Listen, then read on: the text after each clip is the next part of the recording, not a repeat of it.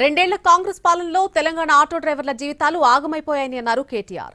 Auto వాలాలు చాలా నష్టపోయారని అన్నారు. జూబ్లీహిల్స్ ఉప ఎన్నికల్లో వారికి బుద్ధి చెప్పాలని పిలుపునిచ్చారు.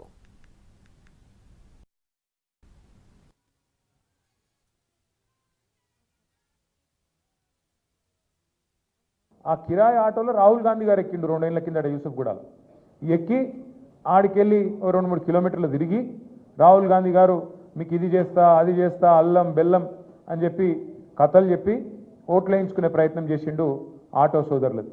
అన్న నా 2 ఆటోలు ఉండే, ఇప్పుడు 2 అమ్ముకున్నా, అమ్ముకొని రాహుల్ గాంధీ ఎక్కిన ఆటో కూడా అమ్మేసిన, నేను కిరాయి మీద నడుపుతున్నా. ఇప్పుడు అసెంబ్లీలో ఇదే లిస్టు నేను రేవంత్ రెడ్డికి ఇచ్చిన. ఇంతమంది చచ్చిపోయినరు, అప్పటికి ఇంకా 100 మందే ఉండే. నువ్వు చేసిన అన్యాయం వల్ల వాళ్ళందరూ అన్యాయం అయినరు అని చెప్పి వాళ్ళకి ఇచ్చిన. 2 ఏళ్ళు దండుపాలెం బ్యాచ్ లెక్క దోసుకొని తిన్నారు తెలంగాణను. ఢిల్లీకి మూటలు పంపుతున్నారు, కానీ గల్లీలో పేదలకు మాత్రం గరీబులకు మాత్రం రూపాయి ఇచ్చేందుకు మనసు వస్తలేదు రేవంత్ రెడ్డికి.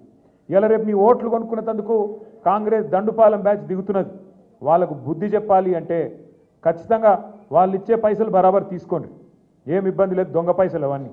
కానీ బుద్ధి చెప్పి పైసలు తీసుకొని ఓటు మాత్రం ఎటు గుద్దాలే బస్.